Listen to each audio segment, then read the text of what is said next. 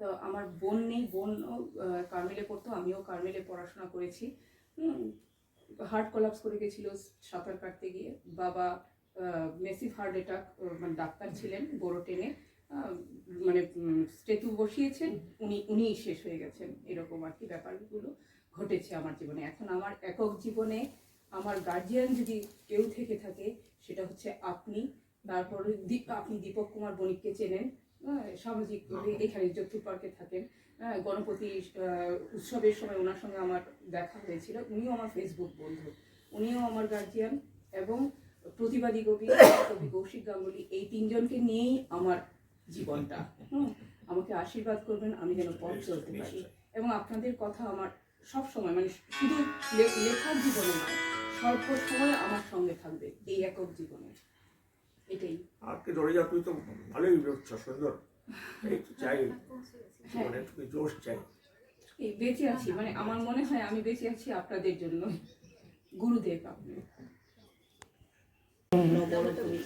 নিঃশ্বাসে প্রশ্বাসে দূষণ, বলদীপ্ত অহিংস হৃদয়, মৃত্যু দুয়ারে দাঁড়ানো, কঠিন সত্তরে লহ সহজে, ভালোবাসাহীন পৃথিবী তবু প্রস্ফুটিত ফুল, ফুলের সুভাষে মুগ্ধ সকল, গগন অঙ্গন জুড়ে ক্রন্দনরত মানুষের হাহাকার, কালো বিচে মৃত্যুর হাতছানি।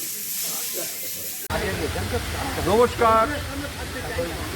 অবনীন্দ্রনাথ সভাগৃহের সামনে রবীন্দ্র সদন নন্দন প্রাঙ্গণে কবি কৌশিক গাঙ্গুলি। একা তবু একা নই, একা তবু একা নই, ফাঁকা তবু ফাঁকা নই, মাতৃহারা পিতৃহারা তবু পাশে আছেন তারা। তারা ভরা আকাশ জুড়ে আমার কথা বলা, কান্না, ভালোবেসে যে ডাকে সেই তো স্বজন, সেই তো আপন। আর কবিতা প্রিয়তমা, লেখার মধ্যে প্রেম প্রেম খেলা করে, স্বপ্নরা উঁকি মারে, ভাবায় হাসায়, বুকের মধ্যে জ্বলে আগুন, সমাজের বাঁকা মেরুদণ্ডটা আমাকে হারায়, আর দুর্ভাগ্য অট্ট হাসি হেসে চলে। আমি শব্দ খুঁজি সিনেমায়, নাটকে, ছবিতে, একা তবু একা নই। এত কিছু ঘিরে রাখে, চাঁদ, সূর্য, পাঠক, পাঠিকারা, হাসি, কান্না, স্বপ্ন, হতাশা। তবুও আশা রাখি পৃথিবী সুস্থ হবে, বিবেক বোধ ফিরে আসবে, আর হারিয়ে যাবে শূন্যতা। ফাঁকা তবু ফাঁকা নই, একা তবু একা নই। সমাজের চোখে অলক্ষী, অসহায়, অপয়া এক মূর্তি। সে যে সামান্য এক নারী, যে বাবা ভাই স্বামীর ছত্রছায়ায় ঠাঁই পায়। তার কোনো অধিকার নেই রোজগারের, তার কোনো অধিকার নেই স্বপ্ন দেখার, তার কোনো অধিকার নেই বন্ধুত্ব করার, তার কোনো অধিকার নেই প্রেম করার, তার কোনো অধিকার নেই উঁচু গলায় কথা বলার, তার কোনো অধিকার নেই স্বাধীনভাবে বাঁচার। সংসারে তার উপস্থিত বা অনুপস্থিত দুই সমান। সে যে সামান্য এক নারী। এবারে মহালয়াও কাটাবে তিলোত্তমা। অমাবস্যার এক অন্ধকার অমাবস্যায় চিতার আগুনে পুড়ে ছাই হবে তিলোত্তমার বিবেক থেকে সবকিছু। চিতার লেলিহান শিখা থেকে উল্লাসের মার্গে কিছু পায়নার দল, তারা সমাজের সংস্কারকে ভেঙে চুরে খান খান করতে চায়। করতালি দেবে সেই শয়তানের মদতকারীরা যারা সমাজকে কলুষিত করে মজা পায়। তারই মাঝে একদম সোচ্চার হয়ে চিৎকার করে মুঠি শক্ত করে বলতে চায়, we want justice, we demand justice. রাতের পর রাত, দিনের পর দিন ধ্বনিত হতে থাকে সেই গুলি, দিক হতে ছাড়বে। তবু শয়তানরা নির্লিপ্ত নির্বিকারে বিচারকে বুড়ো আঙুল দেখিয়ে বুক ফুলিয়ে আরো অন্যায় করতেই থাকে। আর তিলোত্তমা মহালয়ার অমাবস্যার অন্ধকারে ঘুমিয়ে থাকে। মহালয়ার সত্যপাঠ তার চিতার আগুনেই জ্বলে। তিলোত্তমার বিচারের বাণী তাই নীরবে নিভিতে পারে। ধন্যবাদ। কবিগুরু শ্রী রবীন্দ্রনাথ ঠাকুর।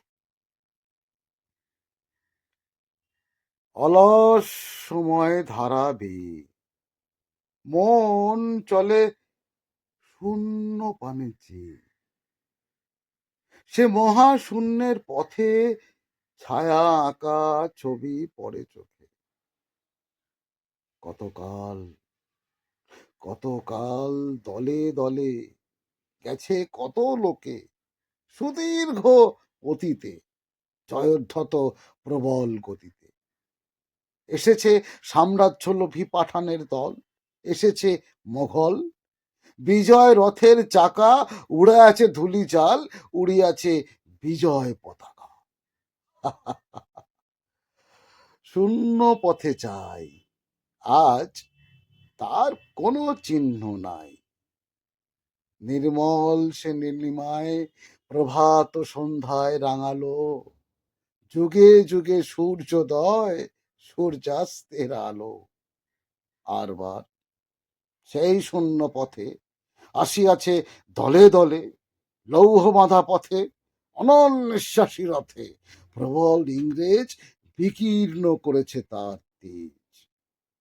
জানি জানি জানি জানি তারও পথ দিয়ে বয়ে যাবে কাল, কোথায় ভাসায় দেবে সাম্রাজ্যের দেশ বেড়া জাল। জানি তার পণ্যবাহী সেনা জ্যোতিষ্ক লোকের পথে রেখা মাত্র চিহ্ন রাখিবে না। মাটির পৃথিবী পানে আঁখি মেলি যবে, দেখি দেখি সেটা কলো কলো রবে। বিপুল জনতা চলে নানা পথে নানা দলে দলে, যুগ যুগান্তর হতে মানুষের নিত্য প্রয়োজনে, জীবনে মরণে